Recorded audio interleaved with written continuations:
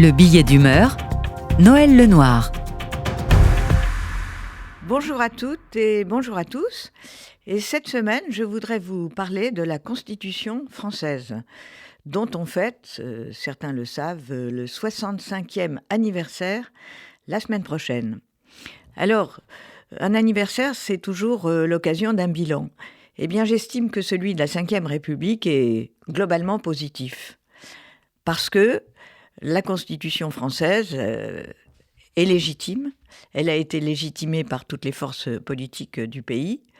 Et elle est aussi efficace. Et d'ailleurs, ça fait l'objet d'un débat aujourd'hui. Donc, mon principal message aujourd'hui, ce sera « N'y touchons pas » et occupons-nous plutôt de l'évolution des mœurs et singulièrement de l'évolution des mœurs politiques et de la violence politique qui s'installe dans notre pays, qui est un véritable danger pour la démocratie.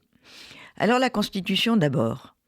Eh bien, cette Constitution a fait bénéficier notre pays d'une exceptionnelle stabilité institutionnelle à laquelle nous n'avons pas été habitués. Certes, elle a fait l'objet de 24 révisions, mais beaucoup de révisions ont été adoptées pour permettre à la France de suivre les progrès de l'Union européenne, par exemple l'adoption de l'euro, l'intégration de la charte sur les droits fondamentaux de l'Union européenne dans les traités, ou encore les transferts de souveraineté en matière de politique migratoire, qui a été plus ou moins, d'ailleurs, à mon avis, de manière insuffisante, mutualisée.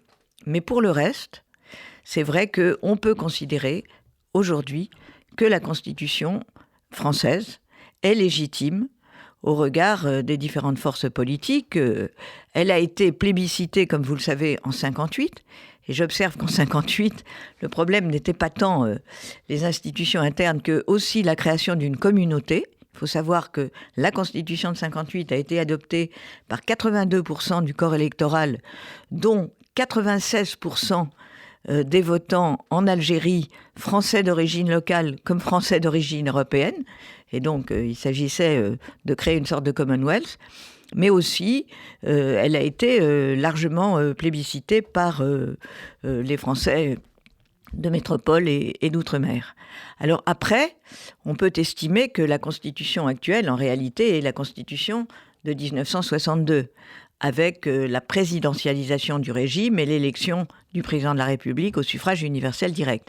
Mais là encore, alors que François Mitterrand, notamment, avait publié en 1964 le coup d'État permanent pour fustiger cette présidentialisation, en fait, il s'en est fort bien accommodé durant les 14 ans de son mandat, y compris d'ailleurs 2 cohabitations, comme du reste les autres présidents de la Ve. Donc une constitution qui a été légitimée, mais aussi une constitution qui est efficace. C'est important de pouvoir gouverner.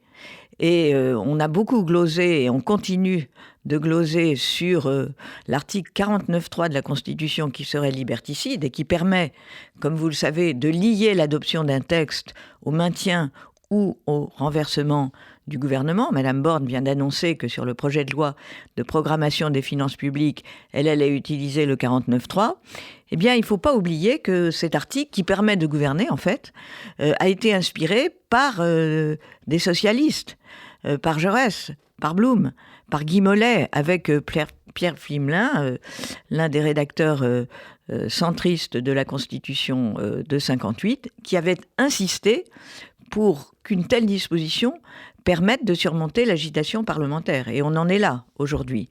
Donc je considère que cette Constitution est légitime et qu'elle est aussi efficace et que surtout, n'y touchons pas. Alors, comme vous le savez, on assiste dans notre pays à un climat qui est quasi-insurrectionnel.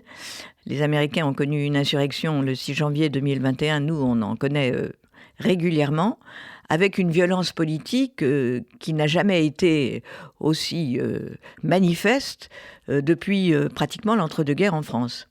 Mais pour moi, surtout, gardons-nous de changer les institutions. C'est une question de mœurs, c'est une question de mentalité. Et le message que je voudrais transmettre aujourd'hui, c'est il faut absolument réhabiliter l'éducation au civisme, l'instruction civique. L'école a plus ou moins abandonné ce qui est son rôle majeur, c'est la formation des citoyens, c'est le respect d'autrui.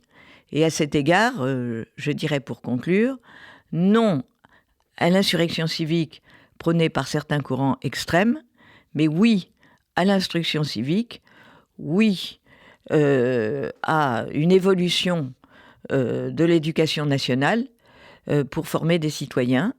Et je conclurai par ce que disait fort justement Montesquieu, il ne faut jamais faire par la loi ce qu'on peut faire par les mœurs.